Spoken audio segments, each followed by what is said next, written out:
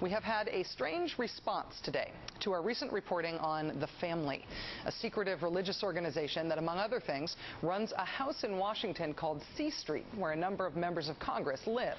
We spent time on this show both Thursday and Friday talking about The Family because it's emerged as a key player in both major Republican sex scandals of the summer, in which family values preaching politicians who have demanded the resignation of other politicians for having affairs have themselves now admitted to affairs but are showing no signs of intending to resign.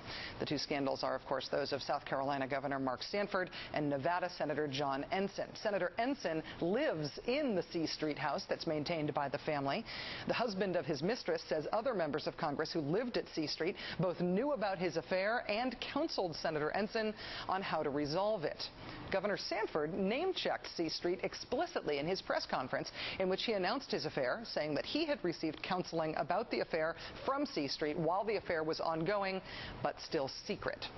Well, on Friday's show, I quoted an account from the Knoxville News-Sentinel, in which a member of Congress who lives at C Street described one of the most worrying aspects of this shadowy, powerful organization: its secrecy.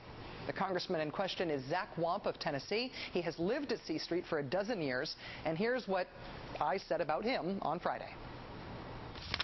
Zach Wamp of Tennessee is a Republican member of Congress who says he has lived in the C Street house for 12 years.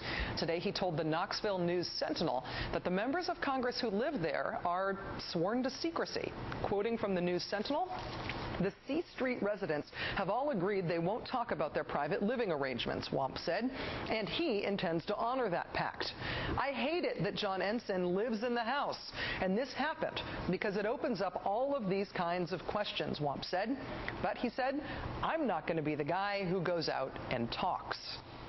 That was on this show on Friday. Today, Congressman Wamp's office contacted our office to complain about what I said, saying, quote, "This statement made by Ms. Maddow Friday night is false.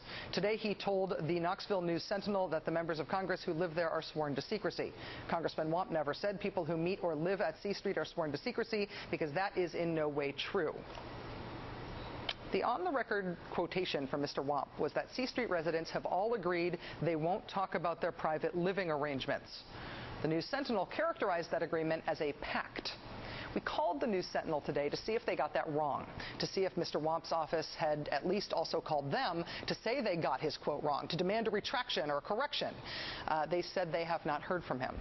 Turns out that Zach Wamp's office is only complaining to us. Until we have reason to believe Mr. Wamp was lying when he said C Street residents have all agreed to not speak about C Street, or that his home state paper was lying when they attributed that quote to him, I'm going to have to stand by what I said.